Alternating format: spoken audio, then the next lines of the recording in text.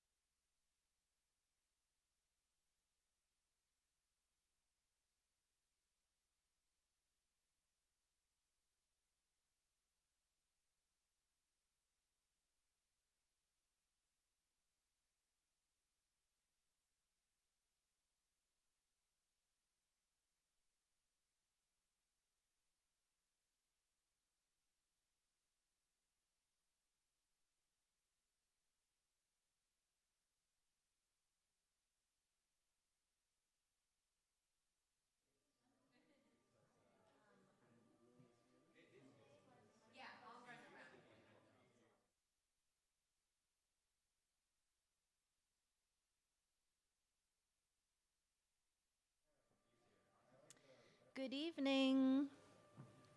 My name is Marcia Mack. I'm the Assistant Director of Galleries and Exhibitions here at PNCA, and tonight it is my pleasure to welcome you to Critical Conversations.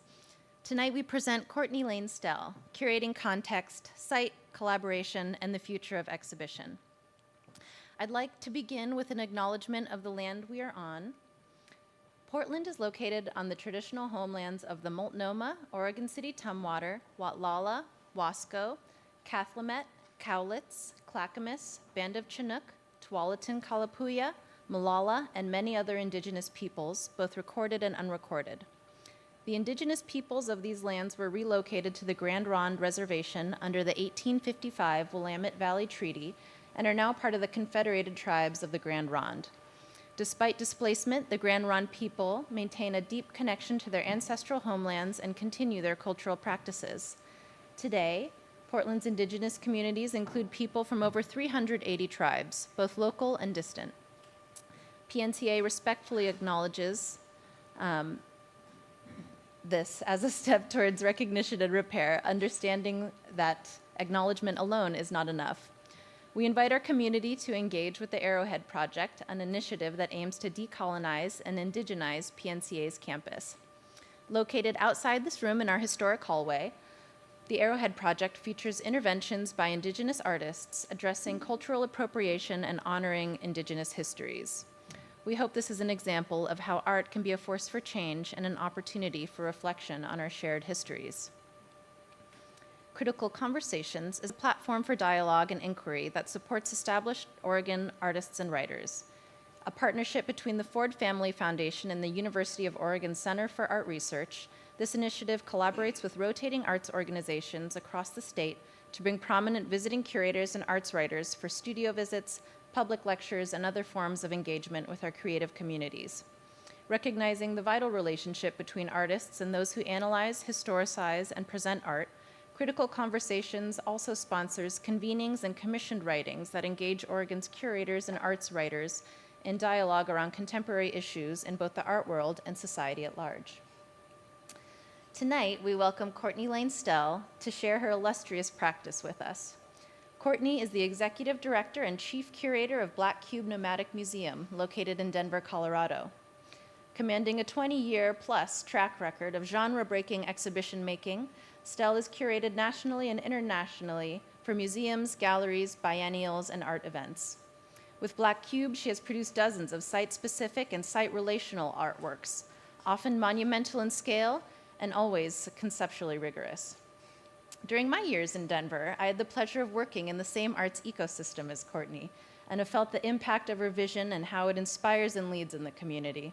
Her exhibitions routinely set the bar in Denver and beyond, and as I told a colleague when they reached out for names, Cortney can't miss. Please join me in welcoming Cortney Lane Stell.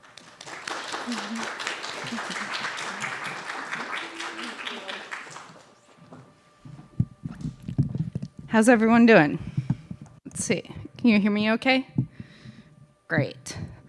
Well, it's just been such a delight to be here for just about a week, to get to meet so many amazing artists across this community. I look forward to returning, and I just feel very appreciative.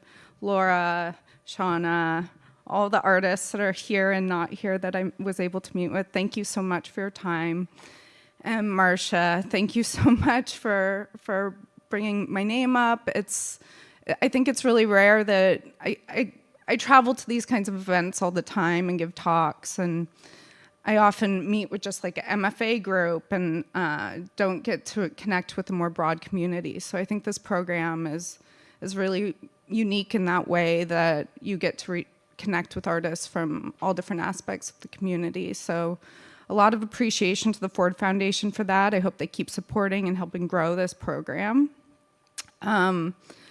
I think what I'm going to do, I've got a ton of slides, so we'll see if we get to all of it or if I push through some of them. I'm just kind of want to gauge the room a little bit. You guys doing okay? Yeah? Okay. We'll see how this trails off. Like, I'm just going to feel when we maybe feel like we're towards the end and wrap up with some projects I have coming up. But I wanted to start by showing you guys a sense of where I come from. I definitely have curated a lot of very traditional exhibitions that operate in a white cube. I was gallery director for a private art college for just under a decade. I was also an independent curator for a long time, and have a deep appreciation and love for white cube spaces. I think they were constructed for a very meaningful and important reason. This idea of displaying objects in this sort of secular, sacred space devoid of context, I think can create a lot of space for audiences to reflect on their own relationship with art objects. And especially as society is moving to more secular direction, who knows if it's continuing that direction, but I think these spaces have been church-like for a lot of people. So on the right, you see a two-person exhibition, Bo Carey and Ian Fisher. The exhibition title was kind of a joke, Carrie Fisher. And on the left, there's an exhibition by John Geiger that was about his childhood landscape. And then more recently, curated an exhibition by a Denver-based artist, Joel Swanson. These are some images from that show. I think even when I reflect on my practice, even when I curate in white cube spaces, there are a few threads that I see continuing through site-relational work as well as more traditional spaces. And one of those is I really like working with artists in growth points. And this exhibition, this artist I've worked with many times over the years, and I've had the privilege to watch him grow and change. And his practice was rather dry and abstract and conceptual. And during the pandemic, I think a lot of us changed. I hope you guys maybe grew and changed during that time too. But Joel's work became a little bit more deeply personal, and he ended up reflecting on his experience growing up queer and also going through conversion therapies. And so it was a real special moment to work with this artist at this moment in his practice when he was dipping into his biography and creating work from a different place. But I think I want to move and speak more about the organization I've built and give you guys a little bit of framework as to why I've built this organization. So Black Cube is 10 years old this year, and I had the privilege of being asked to develop a business plan for an organization from the David and Laura Mirage Foundation.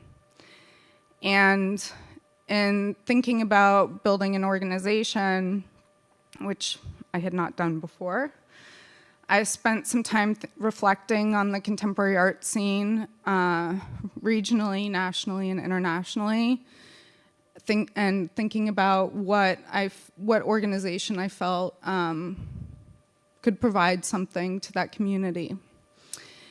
And I had the privilege to do a lot of independent curating, to travel from museum to museum. Yes, this is a flat earth image, so I'll get there in a second. Sorry, just need some ramp here.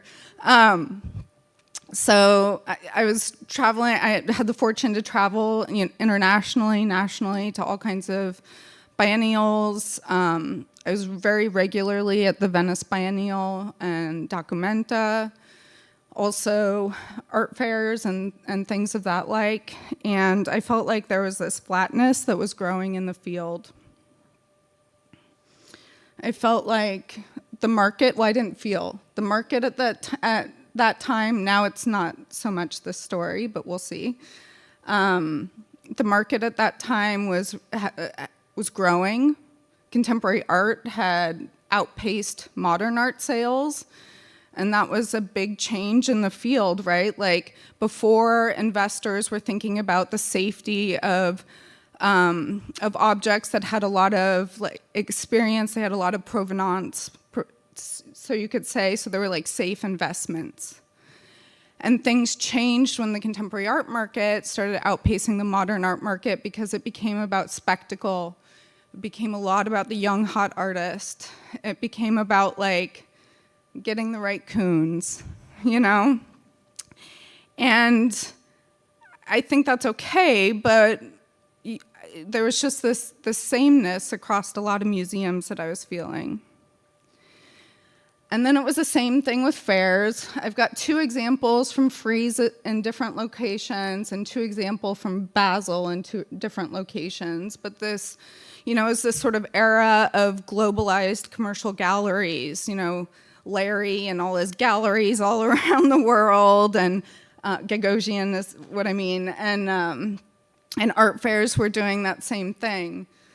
They were creating this sort of globalized perspective on contemporary art that was very much a nationalistic focus on art, right? Like it was almost kind of taking the Biennale's tradition of looking at art from a nationalistic lens.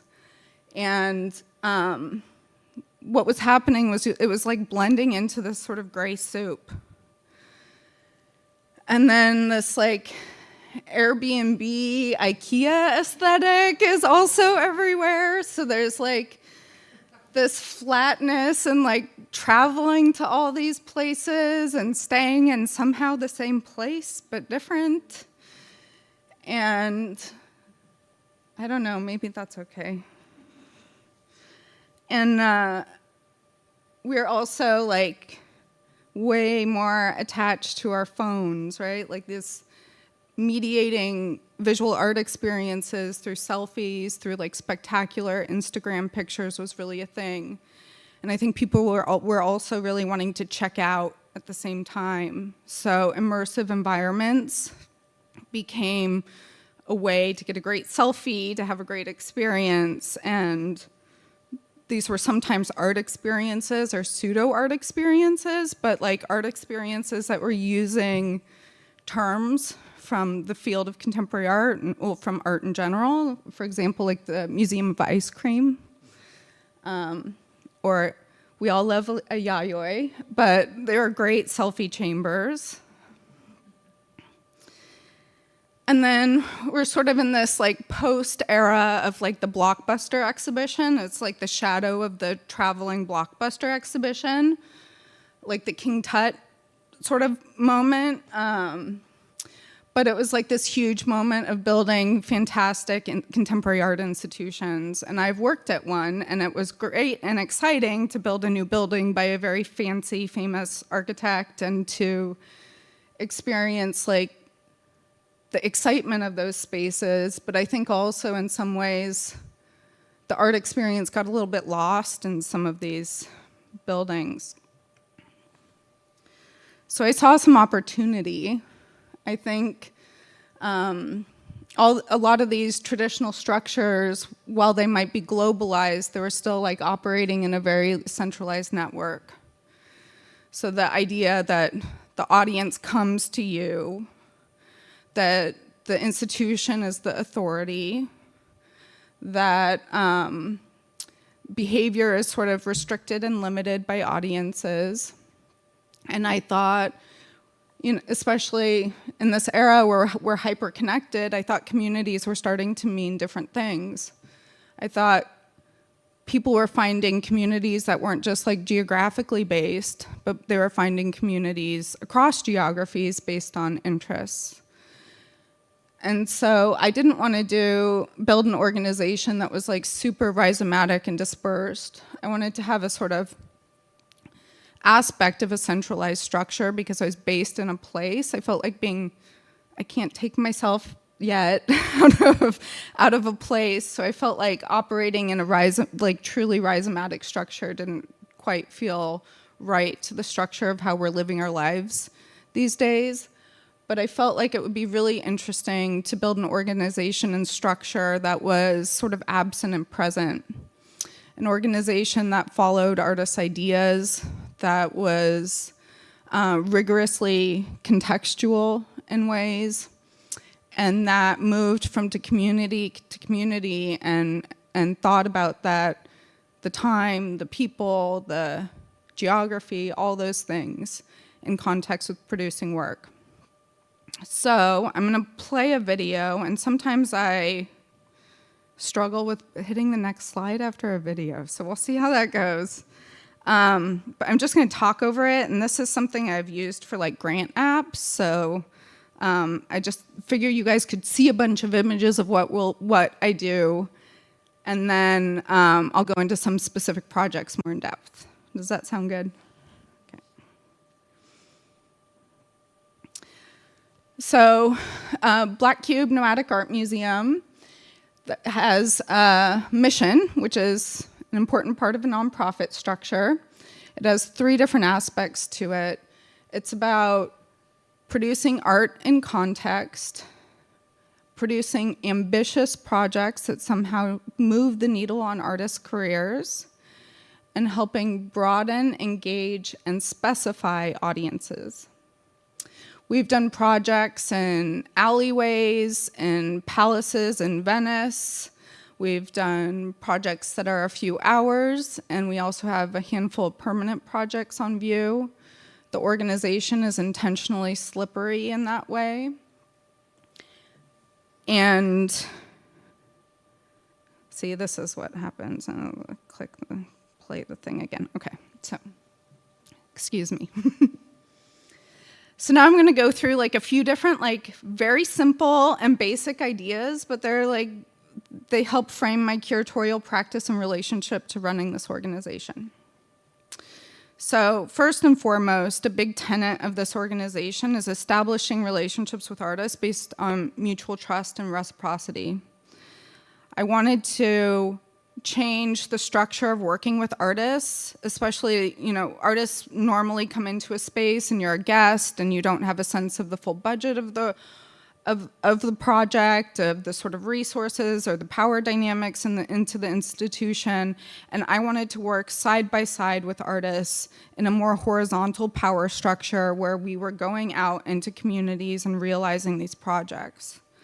So what you can see here is a smattering of projects that give a sort of sense of how artists' careers have grown from these projects. So in the upper left, is a large blue sculpture called the Prospector. It was basically a Disney Toy Story 2 villain that was blown up enormous, and we placed it across from the Gold Dome of the state capitol in Colorado. This actually was a fab shot in Hyderabad, India. But we intentionally stole a copywritten object for a conversation about. Actually, I probably shouldn't get into all the content with all these words, but it was a intentional copywritten object to have a conversation about this sort of digital frontier. But that object was like a big scale growth for the artist, so we hadn't worked at that scale. And then the bottom left is Greg Deal, and this was a protest piece that was on the bicentennial celebration of the Santa Fe Trail. And we set this work outside of a house that had indigenous slaves, and did this piece that was basically watching the parade happen. And so this was the first time the artist had worked contextually like that in response. And then the 2 works on the right, the upper right, is Jamie Henthorne piece, and we worked with the Air Force at the Air Force Cadet Chapel to develop a music video by a queer artist. And so getting permission to have the cadets do a music video with their rifles and in their military attire was a pretty big feat. So that was a big challenge. And then in the bottom right is Anna Udenberg. We produced her first filmic work with her, so I think it's pretty simple. Happy to dig into that more. But let me dig in a little deeper. So this is an example of a permanent project that we have up called Community Forms. It's based in Denver. The artist's name is Matt Barton. The artwork is intended to be an abstract, playful landscape that encourages interaction. and it also mitigates floodwater. When I was doing a studio visit with the artist, we were walking through his home, and he had a huge skate ramp in his studio, and not in his studio, adjacent to his studio, and I asked him if skateboarding had ever been a part of his art practice. And he said that he had sort of dabbled with some ideas, but nothing had really made it into his practice. I think he was uncomfortable with that jump previously at some point. And I had a conversation, digging in a little bit deeper, asking him about his relationship to skating. And he was the generation before skate parks were really a thing. And he felt like when he was a young hoodlum, he would run around and find places to skate. And he thought about his environment differently, whether it was a dock ramp or a ditch somewhere. And it made him think about his environment in a more playful way. And he felt like he wanted to bring some of that energy back into public space. So I asked him to start thinking about what he would actually do. And he started coming up with sketches and ideas, and then eventually this work. So you can kind of see it's in the far right. This image, I think, illustrates really well how the work is near a floodplain. But Matt's work previously had looked like this. Maybe you can see some of the topology reference with this. So started digging in with him. Big part of that was thinking about we didn't start with thinking about flooding, but we started with thinking about using infrastructure, tapping into infrastructure somewhere and producing this work. And then we found out that there's this 100-year flood risk in the area, so we started mapping the flood risk areas. And then I am not a skateboarder, believe it or not, but I started also looking for little hidden skate spots in town. So when I found this spot, the clouds parted and the sun shone, and it was like, oh, because this spot had a ditch that was regularly skated. It also had a building right next to it that had no guttering or water direction. And it also had an embedded community around it. There was several businesses in this compound area. There were homeowners and renters. And it was also right next to lower socioeconomic community. Yeah, like Globeville, I guess. It's a community that, folks are on the lower socioeconomic bracket. And so I thought they would really benefit from this space. So I started working with the artist. Here you can see some images of the area. So I started working with the artist to think through concepts, think through permission of site. This isn't a site that we own. We had to find the developers, locate them, try to convince them to produce this not produce this project, but allow us to produce this project and then be there permanently to help care for it. Matt also had never ideated at this scale, so we didn't quite know what would work best, if I should hire someone to do CAD renderings for him, or if he should sketch out on paper. He was like a big sketcher in that way, or sort of writing notes. He also liked to talk things out. And eventually, Matt came to wanting Sculpey and just working straight up with, I think he made I can't remember how many, honestly, but a ton of these at this scale. And that's how Matt ended up working through the design, was just working through it this way. And we would bring these, he didn't live in town, so he would drive in and drive different versions of them in, and we'd sort of place them in sight and look at them.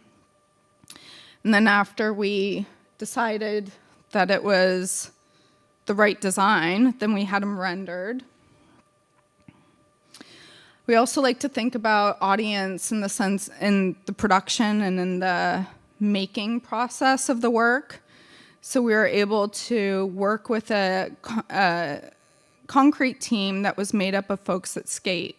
They had never made skate parks per se as this business, Phantom Concrete, but they had a passion about like the project. They had a passion about troweling really smoothly and making the transitions really smooth. So, excuse me. So that was really lovely because when you do these projects, like I've developed over years, you're able to find, you're able to sort of intuitively see if people are the right fit for a project to come on to the team, right? Like there's some folks that can't envision an abstract idea. There's some folks that just aren't passionate about it. But if you find the right individuals and team that is actually deeply interested in the work, it makes the work so much stronger. It makes the process much more pleasurable.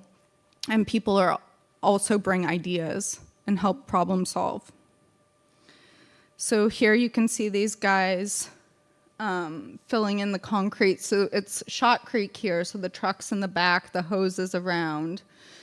And we've got rebarred forms, and they're sort of doing the initial, someone's holding up a big sheet of MDF so that the overspray doesn't hit anywhere, and they're sort of spraying it on the mound. And you also have to think about like the ethics of labor. It got hot, so we have to figure out how to tent. And then working on drainage and those sorts of things. And then the organization also has this like arsenal of tools that we bring to different projects to help engage audiences. So we have a couple shipping containers, and this one we placed on site, and we had the model in the container and then had a bunch of didactic text about the work. And we had for the first, I think it was 3 months, I might be wrong on that timeline. I feel like it was 3 months. We had a gallery attendance at public hours so they could engage and talk with the community about the work. Oh. I don't know why. Anyway, we don't need to see that. Here's another image. We also, it's funny talking about this work to people because I've learned that people that don't skate see this as a skate park, but skateboarders either love this or tell me it's the worst skate park in the world because it doesn't have like any of the regular features that a skate park has. So it even makes skaters be creative. We've had all kinds of wheeled events. People have lunch on these. It's been quite wonderful. But we also do like the annual Go Skate event, or we have done it. And it's crazy to see like 300-400 skaters descend on this. And then Matt was really excited about this because I guess Thrasher, does anyone know Thrasher magazine? Yeah. I guess it's Skate Bible. So some people came and skated it, and it was in Thrasher, and so that was really cool for Matt. Another aspect of my curatorial practice with this organization, not in general, with this organization, is really working with and within communities from the outset of developing projects. So I think a lot of communities are used to engaging public art in the sense of like selection committees or things like that, or just having plop art like placed in their community on private land or something in front of a big building or something. And I didn't want to present options for a community to select objects, to select an artwork, but I wanted to find a way to enfold a community in the process from the research phase into, well, even sometimes through all the way through like archiving a project and things like that. So this project is by artist Adriana Corral. And see, this is a big one to talk about. Rick, this is the one we just spoke about a moment ago. It's called Unearthed Desenterrado. And it's located in Socorro, Texas, on the US-Mexico border. And the work is a 4-story flag with a white, the flag is white, and it looks like a peace flag or a surrender flag. And embroidered on it are 2 eagles, a golden eagle and a bald eagle, that are meant to represent both nations, the US and Mexico. The artist grew up in El Paso, but was living in Houston, and so this was an opportunity. She had worked with human rights violations in her practice. She had worked with lawyers from the UN for a long time, and that was a central focus of her practice. And so this is actually the second concept that we ended up producing. So I think sometimes we don't produce the first concept artists come up with. But we were looking for a site basically to acknowledge the history of these facilities that were along the US-Mexico border, these human processing facilities that were built in the 30s and then really grown in the 50s. The U.S. I'm not going to give all the history because I would just take the rest of our time here. But let's see, the facility started in the 30s, but it was really like the 40s and 50s that these facilities grew along the U.S.-Mexico border in order to process braceros. And braceros were guest workers that were brought into the U.S. from largely northern Mexico. They were mostly men during World War II, and they were brought in to work in agriculture and the railroad industry.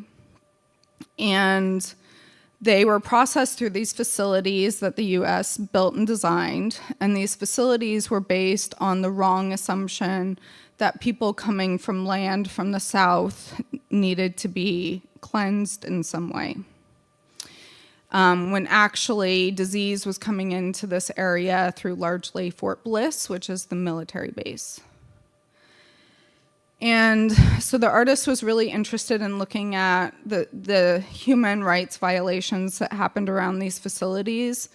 These facilities were sort of often designed, I think I have a map. So here's the Rio Vista farm.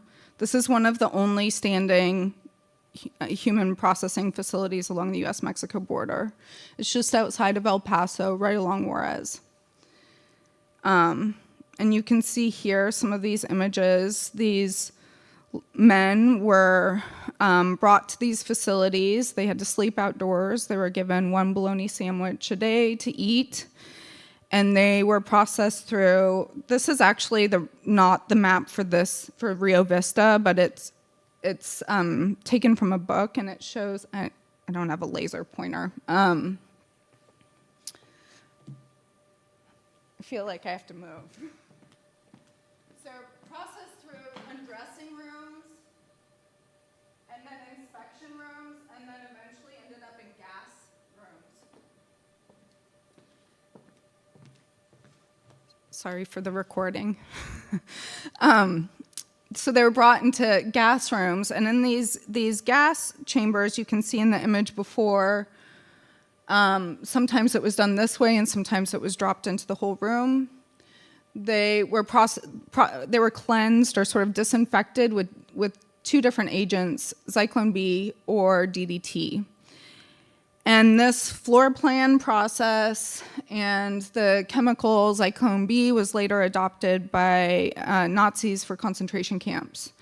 So it sort of complicates this narrative of the US's role in World War II. It complicates the narrative of our relationship with these guest workers that help, it's over 4 million men that help build the infrastructure of this country. And so as we were thinking about this project, a big part of thinking about this project is speaking to the community and doing a site visit. A lot of the braceros, this woman on the right is not a bracero, but she's an elder in the community. The seniors were like the voice in the community to connect with. They were the most powerful voice in the community. Like, we had a piñata making workshop with them. I went to Zumba class. It was a big part of just seeing if there was permission. And there's the artist and myself here on the left image. The artist was also really interested in connecting with UTEP, the university in the area, to see if we could uncover histories. And I realized, actually, as we went into the project, how much I was looking. So this was 2018. This was like the build a wall stuff was like big and out there. And I wanted to have a conversation with the community to see if they were interested or receptive to this because of this national dialogue that was happening, and I was concerned about that. They're calling them out, exposing a lot of vulnerable communities. And I realized that I came to that town with my perspective from Denver. And they were like, honey, we've been living this for decades. Like, please, help share the world. They were happy to work with Adriana and to tell their stories. Here's Felipe. He was a bracero. He's since passed away. He actually passed away a few years after the project. And meeting with him, listening to his story, it was a very important part of the research process and figuring out if this was the right time to engage this community. And we learned through these conversations that a lot of these braceros around that time were actually, a lot of them were dying of cancer then. So it actually became a really important conversation to have at that time. So we walked away with a lot of permission and excitement for the project. So here you can see some of those folks this was after we first hoisted the flag. They came onto the stage and we shot a photo. And to this day, one of my biggest metrics of success for Black Cube has been being invited to contribute recipes to this cookbook for the community. And that's something I don't hit with every project, but it's something that I endeavor to do, as an organization. We also think about the audience as part of the production process. So in the upper right, you can see that the flag was made out of cotton, and that was important because there were cotton fields around the facility. And the flag was intentionally designed to unravel over its display to show the fragility of human body. And in the upper left, you can see the eagle drawing so that the talons are sort of about to touch. And then in the bottom right, you can see Adriana helping Lucy pounce the flag out. We found Dixie flags. Despite the name, this flag company actually had just agreed to not produce conservative flags.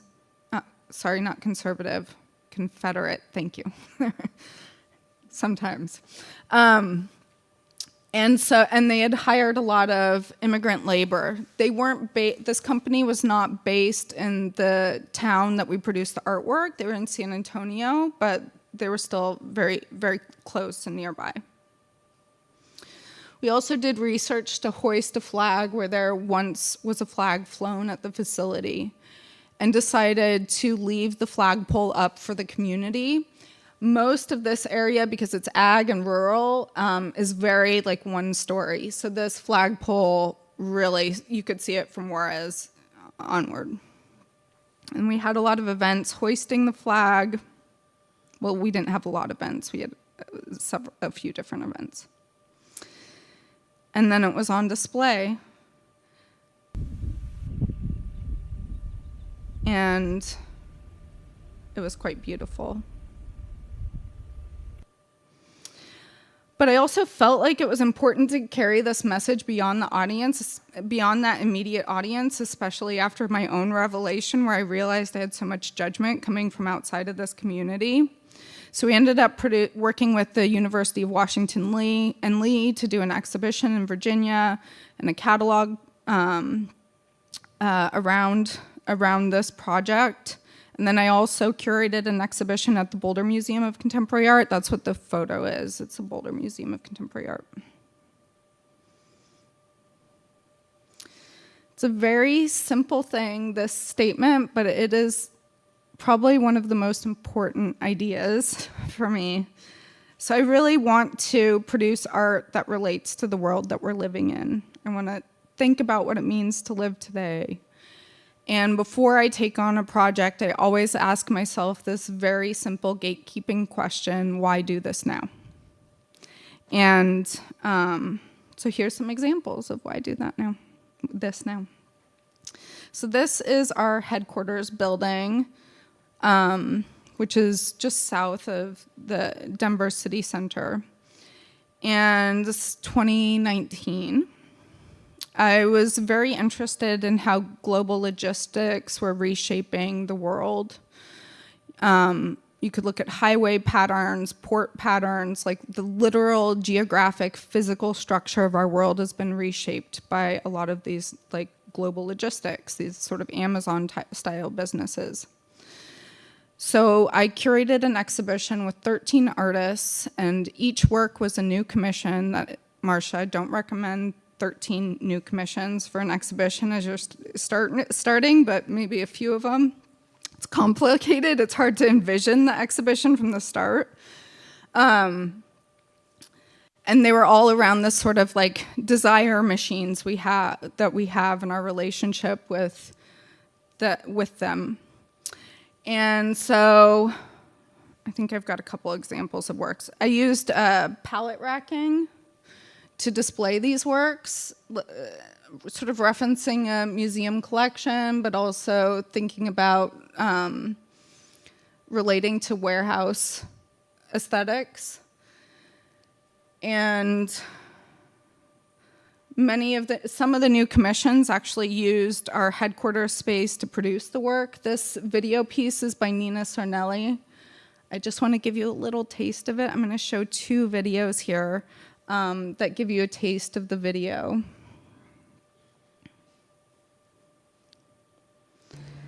So this was part of the video that Nina came out to Denver from LA several months before the exhibition opened, and we shot part of the video in the same building where the exhibition was. And we did this sort of balloon drop version of Amazon boxes. And then she produced, I'm just going to let this video say it. And so Mega retailers are a product of public policy, not just consumer choice. Tax breaks, subsidies, massive. incentive packages. In the 1950s, they brought us shopping malls. In the 90s, Big box stores. Since 2012, Amazon alone has received over 2.4 billion more jobs. I lost then gained. Mega companies don't need local goods and services. Manufacturing wanes as they move production overseas. In 2006, Charles Fishman called this the Walmart effect. Today we call it the Amazon effect. Mega retailer. Sorry, guys. This was a 2019 exhibition. I really like this model of, I guess it sort of takes it borrows a biennial model to some degree, or maybe Converge a little bit that you guys have here. This was a dispersed group exhibition. It was called Monumental. It dealt with concepts of monuments in public space. And I broke the exhibition down between local artist voices, national artist voices, and international artist voices. So the local artist portion was the upper right. We fabricated a monument base and put it in front of the convention center. And I commissioned 3 different artists to produce projects that would go on top of it. Does anyone know Trafalgar Square's Fourth Plinth project? Yeah, it was kind of influenced by that. And then in the bottom right, there was an exhibition. This project was in Denver, at the Denver Art Museum. That was Norman Rockwell's. And they feature, which is the tiny image on the far right, is the Rockwell image. And we worked with 4 Freedoms to create various iterations of that image interpreted to show the diversity of the community. And then on the left is Andreas Greiner's Monument for the 308. This was the international project, believe it or not, but this chicken is the mascot of our species in many ways. I know it's controversial to mention the Anthropocene because there's a lot of ideas around the Anthropocene and it being very Western sort of concept that doesn't take a lot of indigenous perspectives into account.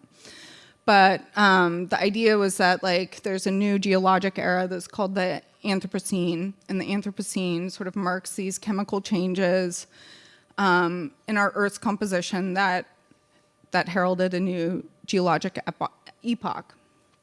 And I think the critique is that it wasn't like all of our species. It was, it was like a lot of people live closer to the land and in different relationships. So it was sort of this like industrialized society that really is to blame. And a lot of the Anthropocene critique is that they don't take that into account. So just side note. But anyways, these chickens, they're GMO'd chickens. They're found on just about every continent. And their bones are found in mass in sedimentary layers. And so they can't live very long. They're designed to get really fat really quick. And if the artist actually had a chicken, Heinrich, that he tried to save from one of these facilities, and the chicken, their legs collapse, so they literally can't sort of live a good life. So this was a 4-story chicken. It was sited in the Central Library behind lovely Ed Ruscha mural. But man, I love doing projects at libraries. Oh my God, they had all the books out, all the chicken-related books from like cooking books and so on. It was like a very generative space, and also like libraries fill so many social gaps. All of the employees here had Narcan. There were social workers on site. So it was just like a beautiful place to do a project. Yeah. How am I doing on time? Okay. You guys good? Okay. You want to talk about, let me see if I can scrub here. A brand of bottled water. Another monument project. Should I skip past the brand of bottled water? You guys want to hear it? You want to hear it? Okay. Okay. Okay. So why now, right, is the question of this section. And this artwork was produced with an artist collective called Institute for New Feeling, a former artist collective. And at this time, this project was in 2017. And at that time, it was like, actually, this relates to my experience here. I've had so much LaCroix here, I can't tell you how much. Like, I don't know, it's Portland strong here with LaCroix. But in 2017, enhanced water drinks outsold like sugary like soda type drinks. And so there was this huge focus in the market on like vitamin waters and sparkling waters and all that sort of stuff. And what's really interesting is a lot of like water brands, they may have this like water myth of water coming from like a beautiful glacier or somewhere. But in fact, a lot of companies are bottling municipal water. And So that is why we wanted to produce this project now, or why I worked with the artist to develop this project at that point in 2017. This was the exhibition that happened after the main element of the project, but here you can see we designed a vending machine. It was actually surprisingly difficult to get a vending machine because everyone that we spoke to, they thought we were a competition and they wouldn't rent us a vending machine. So it was actually very surprisingly challenging to do that aspect of the project. We designed a brand of bottled water. It was called Avalanche. And then it was after the water was designed, we presented this system that showed how the water was filtered and enhanced. And we presented this project at a wastewater campus. I was very interested in bringing community to this wastewater facility that is a public facility, but the public doesn't often go to it. And so that aspect of permission and accessing the site was a very important aspect of this. But the work was sort of this Rube Goldberg machine. So on the far right, you see a screen. And that screen was supposed to be a live stream to Never Summer Mountains in Colorado, where there was this reoccurring natural disaster of an avalanche happening again and again.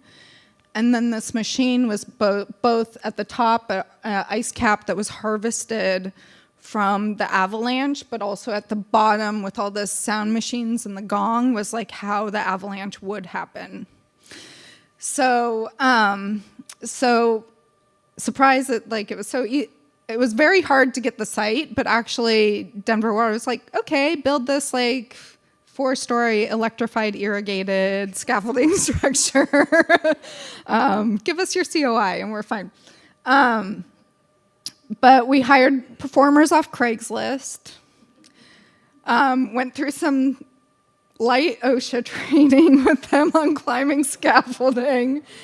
And basically they were all doing these sort of mundane aspects of using water in various ways. These two were great. I just remember the guy on the right, he was an airline pilot for a long time. But they were face steaming and crying. And watering plants. Vaping and drinking water while in a baby pool. And then the only professional person that we hired was the sound musician, because the artists were also sort of like with this enhanced water idea, it said it's like better for your body than all the sugary drinks, which is true. But there's like this new age sort of marketing aspect of like you have to spend money to be healthy. And so they were critiquing that. And because it was a 4-story electrified irrigated scaffolding structure, we had the audience like not be super close to the work, and we sort of projected details on their mag chloride tanks. And then we made a film and exhibition. Here's our first sketch. So the biggest thing that changed was the ice sculpture yoga lady at the top. That was an engineering problem. This was rehearsals at our headquarters because they were Craigslist performers. We wanted to make sure they had experience getting on and off the scaffolding. I just like this shot and wanted to share it with you guys. It's the erection of the scaffolding. It happened at like the break of dawn, so it was really nice and backlit. And then the exhibition. I also like, with this organization, we get like super specific. We like to get very real. So it was sort of, again, like pushing against that sort of escapism. I think I'm gonna should I skip past this section? I've got like 2 more sections. I'm gonna skip past it. Okay.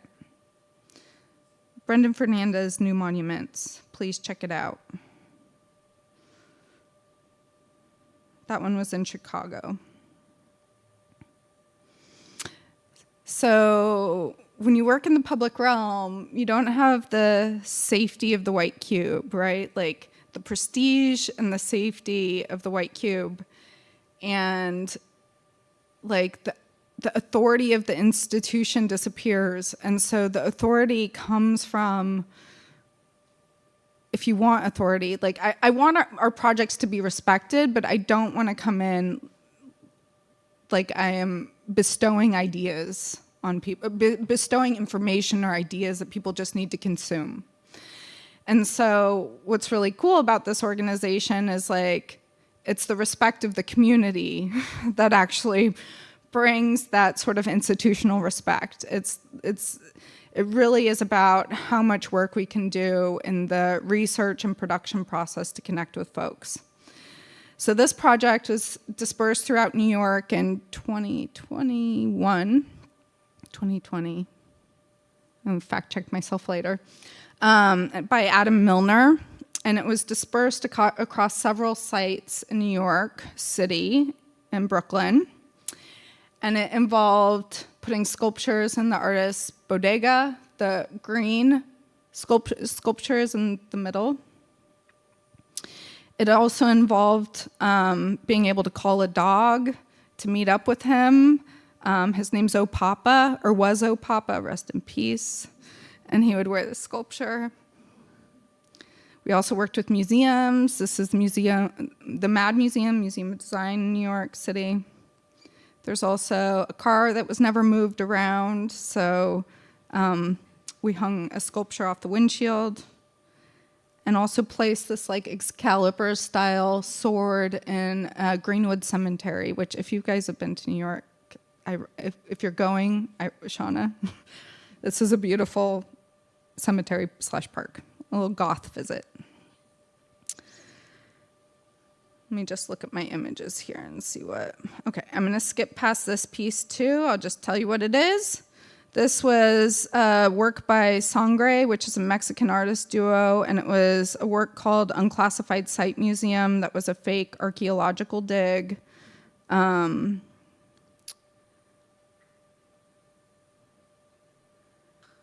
I also like to, in my practice, think about how all things are really delicately interconnected. So the relationship of infrastructure to community. And worked with a Canadian artist duo from Toronto. And we produced a project called Pipelines, and their work is really focused on social infrastructure being as important as more traditional infrastructure. So we created this latticed, playful grid. I can kind of show you this image or video of water pipes. So these PVC water pipes are going in cities across the US. This project was in Denver too, and the city was actively going through lead pipe replacement, and PVC pipe is not neutral. There's a lot of people that are very against it. So it was sort of about acknowledging these different colors that are the natural manufacturing colors. So blue is fresh water, pink is reclaimed water, green is sewage water. And so these pipes are sort of coded in this way, so when people are digging utilities, they know what kind of water line they hit. And so we adopted them. We had to cut off all these different elements and to produce it. But part of it was getting JM Eagle, who donated $45,000 of materials to this project, involved. Those guys came to Denver. They had never been to an art exhibition. It was very exciting to help their plant get engaged in the artwork. Okay, last section. We good? For the last stretch. I think ultimately, after doing this work for 10 years now, what I have found is really important to me, even more than producing artwork, is creating curiosity. I feel like our society is becoming very divided. We're getting very used to Googling everything, having information in all kinds of places, and just consuming information. And folks are becoming increasingly closed. And when these projects happen well, they actually create curiosity. And curiosity is a place of openness. It's not something that closes you down. Curiosity is also a place of humility. And so I feel like super driven with this work, even more so now, to help like create more curiosity in our world. This is a permanent project that we have in Pittsburgh by Lenka Clayton and Philip Andrew Lewis, and it's called Historic Site, and it's in Troy Hill, and it deals with this historic plaque that was on a building for a trolley incline. And the artists, this was pandemic times, this is in their own neighborhood, on their own studio building. They were very challenged by this limited idea of history that plaque showed. So they wanted to spend time researching all different aspects of the building, from doing physical research to speaking with all kinds of experts. They had a wildcat expert meet them. And they wanted to understand all the different things that this place had been in the past. So we worked with them to connect them with different experts in the field. We figured out the exact font and design. We worked with the same company that we ended up finding produced the original plaque, and produced the extra long plaque. Here's Lenka. That sort of starts when this location was part of Pangea, and then goes into the potential of it being under the ocean in the future. And so it sort of showed this really crazy, like, understanding of place and history and what was supposed to be remembered about place, and how, like, some of our environments, these historic plaques, can be really reductive in their relationship to place. So coming up, I'm doing a couple projects that just want to give you guys some little teaser images. I'm doing 2 experimental one-night exhibitions that take the form of partying in the face of disaster. So the first exhibition will take the form of a pool party, and it's called Flood. And the second exhibition will take the form of a club night, and it's called Sweat. We're also working on producing a large-scale roadside attraction sculpture about an hour and a half north of Vegas. And then I'm working on a group exhibition for our headquarters. You can kind of see how it looks right now on the far right. We're doing some painting of structure. And then we're doing, in this plaza, a large-scale permanent sculpture with artist Gabrielle Rico that also has an augmented reality aspect to it. So I think that's it. Any questions?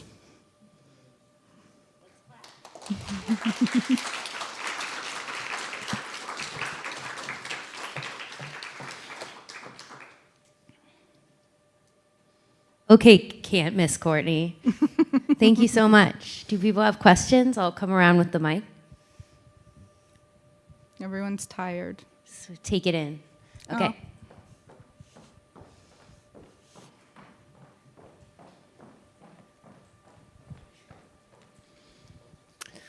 Okay, I apologize for the lack of articulation, and I also am terrible at holding mics, so that's an issue.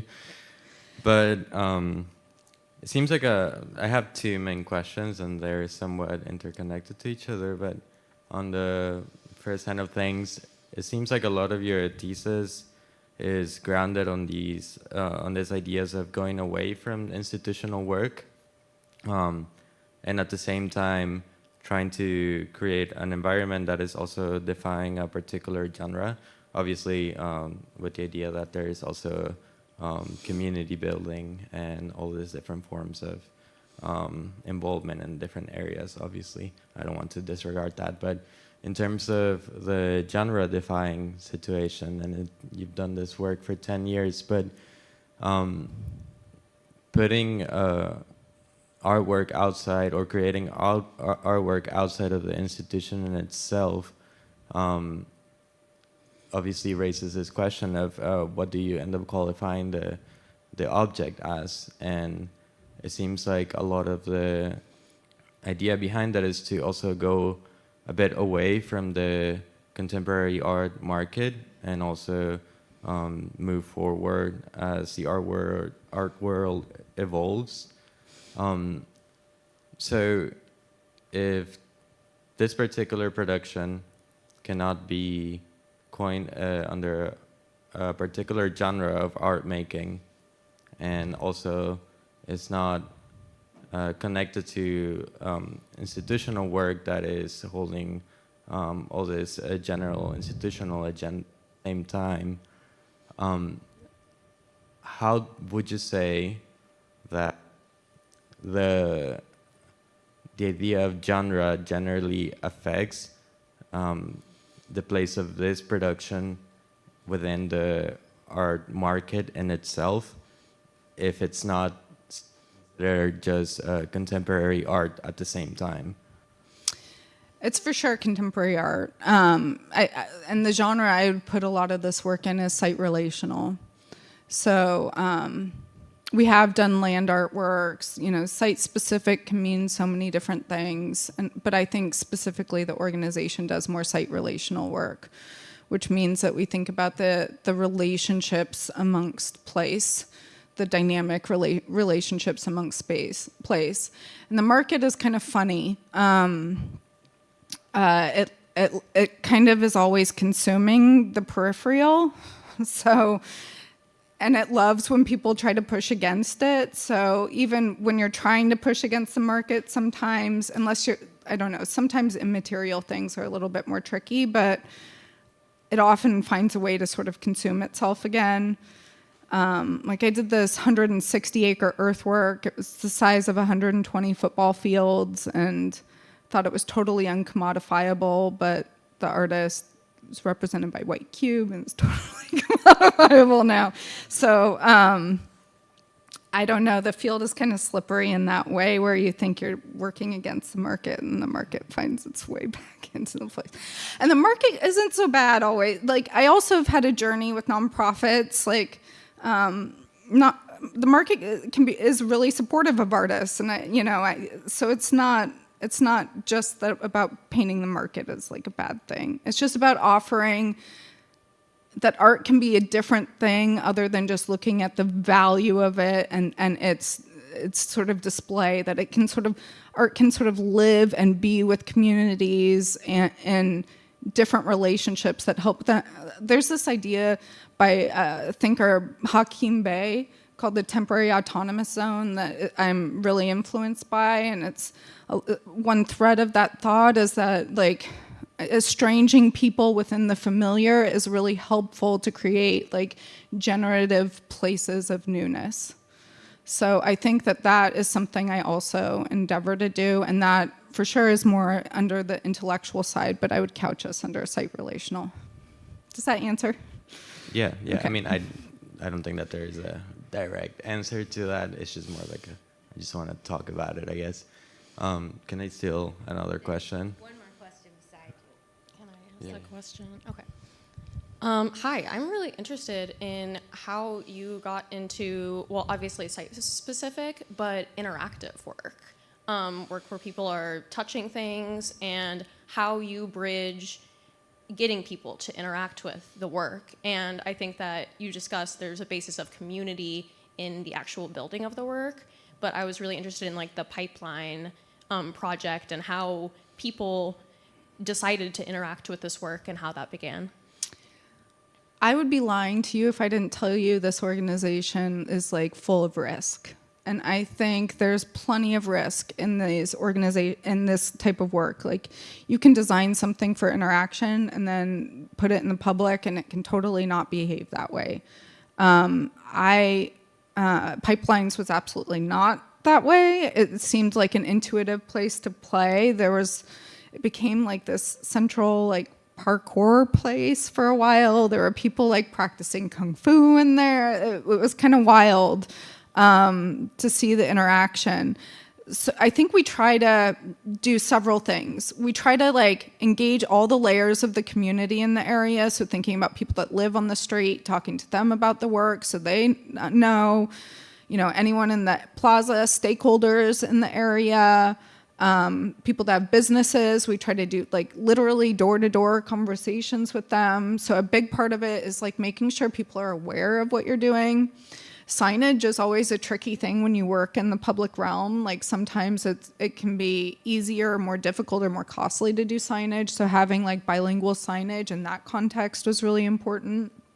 And then we sort of pepper things often with programming, as that is free and open to the public, and usually have some element of free food as well, because that helps bring people together. So I think those elements help. But it's risky, you know, like it's a gamble. Thank you. There's 2 over here.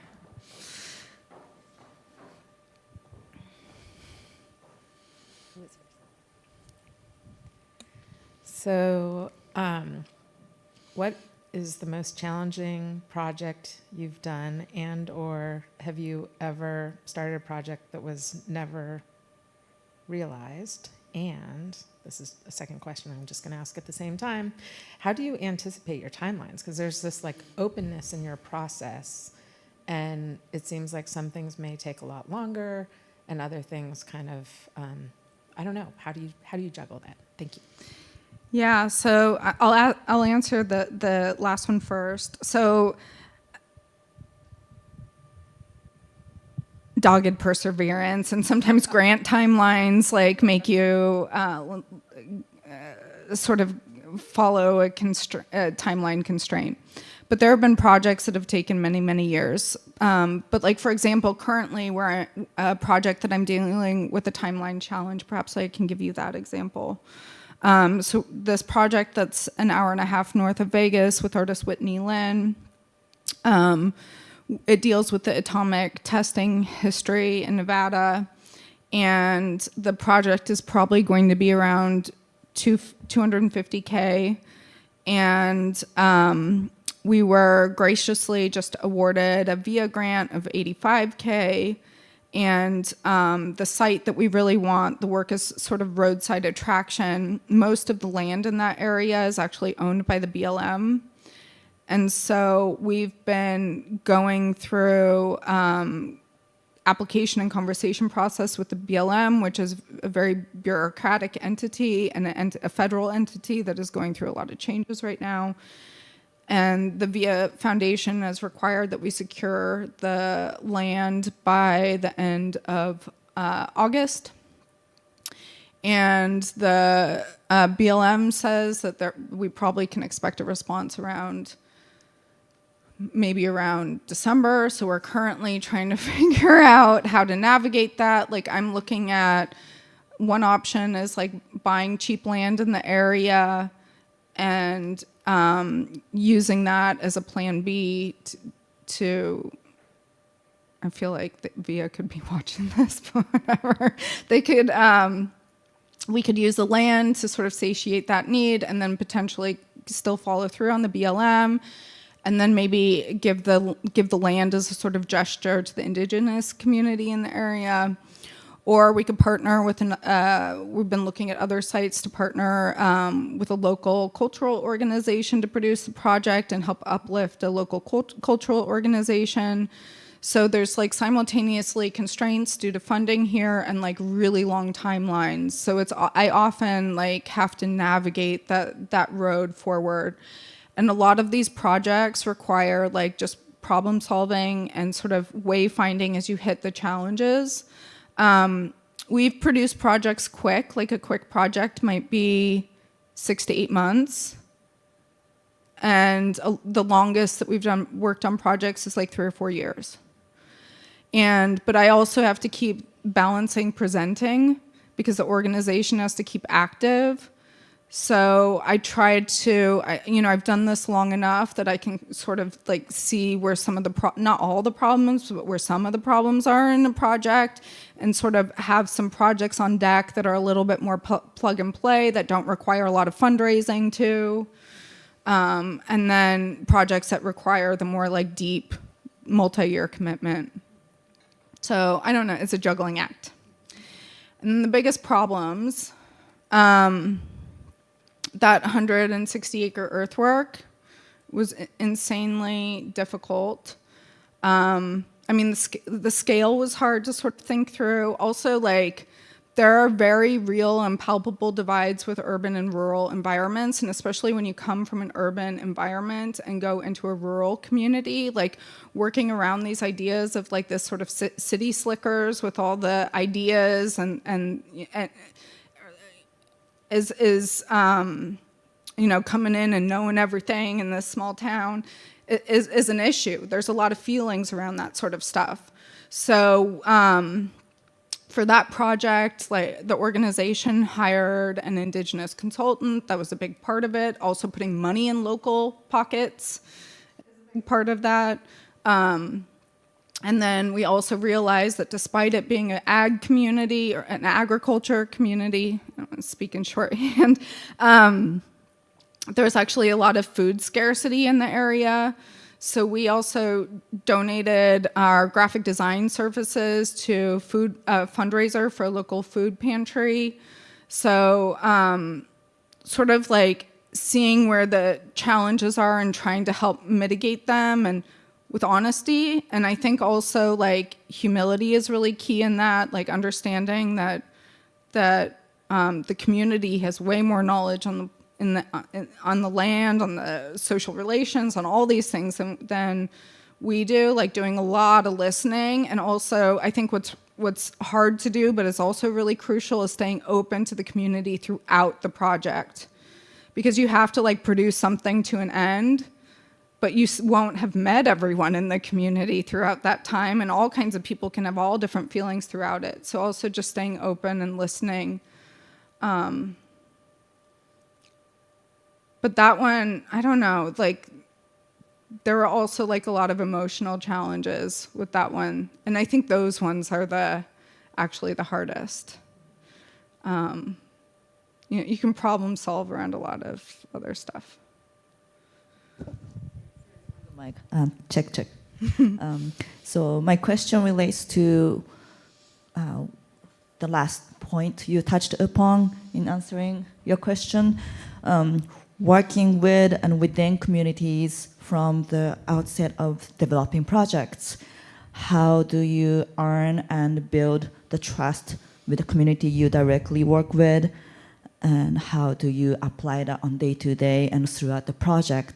I'm curious, when the hard emotions, complex emotions arise among community members or through your art and the institution team, how do you handle and navigate these situations?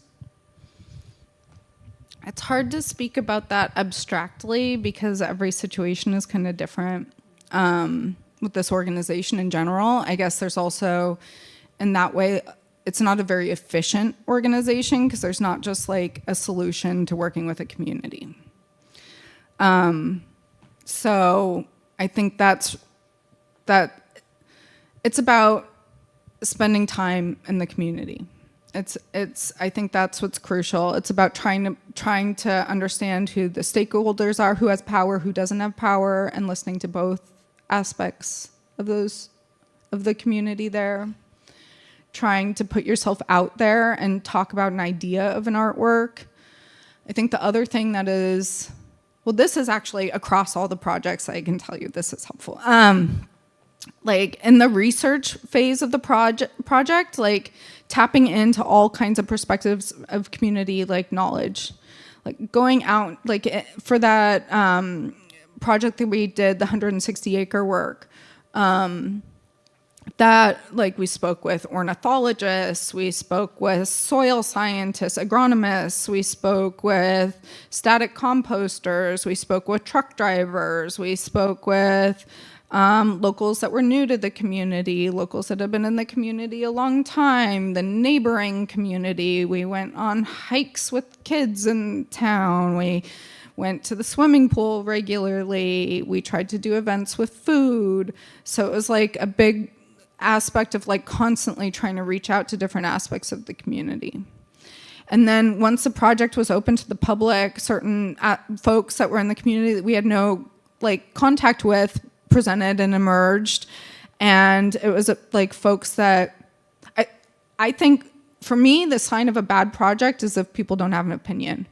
And with that project, some people really didn't like it, and they were so shocked that I liked that they didn't like it. So like having conversations with people about their opinions is also a really important part of it, and not like making a community afraid to say that they don't like something. Sort of embracing that, I think, is really important.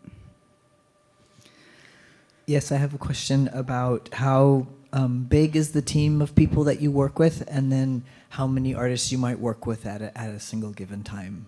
Depends if we're doing group projects or not. But I don't know. We've worked with, in 10 years, I think we've worked with around 200-something artists. And what was your first question? How big is your team? Oh, how big is my team? It's small. We're 4 people. It's intentionally small because we like to hire locally. And the 4 people is rather recent. I ran the organization by myself for the first few years. It was as a sort of proof of concept. I drove myself continually into the ground, but it was also well worth it because these things are like really hard, but then they're crazy rewarding, and it kind of becomes addictive in that way. But yeah, 4 people. 3 in Denver, 1 in Chicago. Thanks so much for sharing. What an amazing story of in just 10 years to do so many projects. But can you, you just started touching on it. Can you talk a little bit more about the origin story? I think for our community, it would be interesting to hear what a little bit of vision from a single benefactor can do. And, and maybe if you can share, like, what was that initial seed money? And I guess it's $300,000. Right? Yeah. Yeah. I mean, if you could talk about, because you did mention you wrote the business plan, but then we kind of jumped into projects, and I think it'd be interesting to hear how it got off the ground. Sure. Our first year was just straight up with those funds from the David and Laura Mirage Foundation. And Laura Mirage is an artist herself, and she had founded an artist residency program based in Denver called Redline. Rick is about to have an exhibition there. I think being an artist, she and I really aligned on building an organization that was artist forward. So something I haven't said about Black Cube is that we are wage certified, which is a nonprofit called Working for Artists in the Greater Economy based out of New York. And it's about fair labor for artists, fair wages for artists. So working with artists, I was very interested in working with artists at growth points, but I think Laura was just like, let's help artists grow and have some agency, and we were really aligned around that. I felt like agency would happen by like all the challenges of working side by side in the public realm. You learn all kinds of things from engineering to permitting and community engagement. She also was really open to doing a project that was experimental, and she wanted to create a big splash. She wanted to shake things up. And so I think this was the way I could find to sort of meet that goal. It was interesting. I actually wrote several business plans before Black Cube emerged, and I think part of that was like figuring out how to pitch business plans. And I'm fortunate that they had enough patience to sort of go through that process. And they also provided the support for establishing the nonprofit. They had a paralegal on staff that helped, establish the organization as a nonprofit. Now at this point, we have much more diverse funding. We have like some earned revenue at our headquarters space. We have a fine arts business, fine arts preparator and storage business that's there that helps the organization get some earned revenue, which I think it's increasingly important to diversify funds. And I don't think we were able to really start getting to that space with the organization maybe until like year 3. More diverse grant funding, more diverse forms of revenue. I think a lot that I learned a lot in this process, especially the early days. Like there's also a big difference between an idea you have and then doing it in reality. And I just thought I would sort of wander the world and follow artists' ideas, but at the beginning, and still, we end up sometimes producing the second or third project an artist has an idea about. That was your first question. And I have learned actually, because like biennials have picked up some of these like other concepts, that they're not for waste. Like having ready concepts and ideas for folks with maybe deeper pockets or a different time is really helpful. So I think part of building the organization was adjusting and to the difference between actually running it and the idea from it. So I think what was challenging is having a really small board, having myself just run the organization, sort of bootstrap it based on my own network and things like that. The artist networks were also really important, our founding days. I'm wondering what else I can tell you around that. Okay. Okay, this will be the last question, but if you want to hang out and introduce yourself to Cortney after the talk, I'm sure she'll be happy to. Thanks for the talk. You were talking about partying in the face of disaster, and I'm curious to hear a little bit more about that, and especially since I know you're like a theory, philosophy head as well. If there's some that made me kind of think that there's maybe something there with that. Yeah. I don't know if there's as much theory with that. I think so the first exhibition is Flood. It's a pool party, and it's right next to that community forums work, which is about like flood and natural disasters. But I was also thinking about the Steve Bannon quote, "Flood the zone," and the deluge and overwhelm that we're inundated with in our life. And that, a lot of these this deluge pulls us away from thinking really critically and being in our own community. And I think something that's important about parties is they help strengthen the fabric of a community. And so that exhibition, we've got works that also deal with the historic segregation that was present in American pools, like very acutely throughout history. And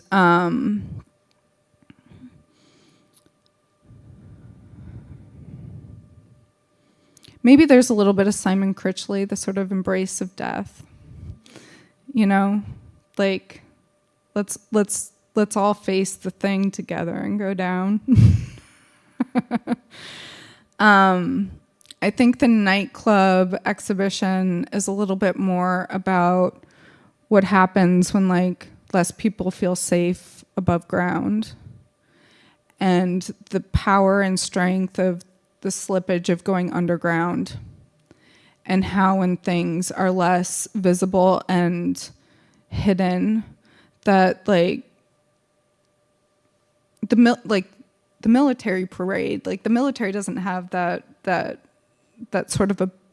So for example, there's been a big like fentanyl issue in my neighborhood, and I feel like the police keep acting like with these huge hammers. They're driving around with their cars and their helicopters and stuff, and the problem's not like being dealt with because the issue like needs to be met on the ground and in this like slipperier way that actually like small organizations have actually been able to get in the community and make more difference than these sort of like big hammer like punitive methods. And so that's kind of one of the ideas of this nightclub exhibition, was finding like liberation in the safety of the dark of night and the underground. Maybe there's some Artaud in that. Okay, thanks you guys. Thank you.